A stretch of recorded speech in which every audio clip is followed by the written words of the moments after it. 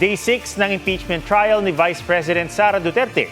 Bagamat di patapos ang Article 4 o reklamong grave threats, pinag-usapan na sa oral arguments kanina ang pagpapasabpina sa mga ebidensya sa Article 2 o reklamong unexplained wealth, gaya ng mga tax record at bank transaction ng bise at asawang si Attorney Mans Carpio. May report si Joseph Moro. It should be sent back to the BIR by tomorrow morning in the condition that it was received, meaning sealed. Isang linggo matapos si utos na ibalik sa Bureau of Internal Revenue ang mga kahon ng tax records ni Vice President Sara Duterte, mister na si Attorney Mans Carpio at kanilang mga negosyo, hiniling na ngayon ng prosecution panel na ipasabpina ng Senate Impeachment Court ang mga tax record, pati mga transaction record mula sa ilang bangko at mga report ng Anti-Money Laundering Council bilang ebidensya sa Article 2 ng impeachment complaint. Kailangan makita ng publiko at ng mga senator judge ang tunay na kulay ng vice-presidente at larawan ng kanyang buong pagkatao bilang isang lingkod bayan. Punto ng prosecution, batay sa report ng AMLC, nagsimulang lumaki ang financial activity ng bise mula na magsilbing Vice Mayor ng Davao City noong 2007. Umabot pa raw yan sa 3 bilyong piso hanggang 2013. 2022 nang mahalal na Vice President si Duterte. If she amassed staggering amounts of unexplained wealth while she was a vice mayor and mayor, doesn't that say a lot about her unfitness to serve as a vice president? Saklaw rin anya ng impeachment court ang pagpapasabpina ng tax at bank records kahit pa may mga umiiral na batas sa bank secrecy at data privacy.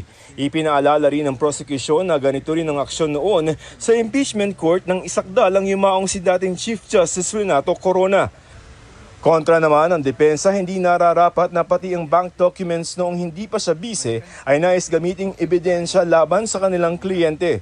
Kung pagbibigyan ito, malalabag ang karapatan sa due process ng bise. When a subpoena becomes oppressive, when it is unreasonable, and when it is merely issued for the very purpose that there is a hope that somewhere, somehow, something incriminating will come out, it ceases to be an instrument of justice.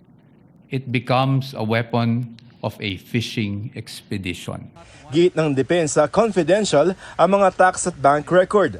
At ang pagsiwalat sa mga yan ay paglabag sa saligang batas at ilang desisyon sa Korte Suprema, pati na sa Anti-Money Laundering Act, Tax Code, Bank Secrecy Law at iba pa. Malalabag din aniya ang karapatan ng mister ng bise bilang isang pribadong individual at hindi isang impeachable officer. Let's look at the tax code. Section 270 of which criminalizes disclosure of taxpayers' information. Meron po bang exception sa batas na ito? Meron po, but it is limited. Kasama po bang impeachment? Hindi po. Yun nga pong mga bank account numbers na nakaspecify sa request for the issuance of a subpoena, ang aming posisyon po dyan, yan po ay nakalap doon sa illegal disclosure, with all due respect, na ginawa ng AMLAC before the Committee on Justice. Pagkatapos naman ng isang oras na caucus ng senator judges, The senator judges agreed to study the matter more. The senator judges agreed in caucus to decide on the matter on Monday.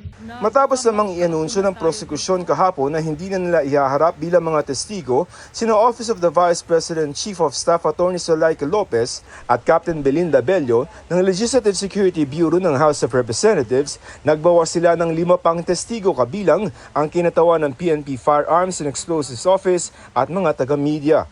This withdrawal, Your Honor, renders Attorney Melvin Matibag, the NBI Director, as our last witness for threat, who will be testifying this coming Monday. Tuesday, Your Honor. Joseph Morong, GMA News.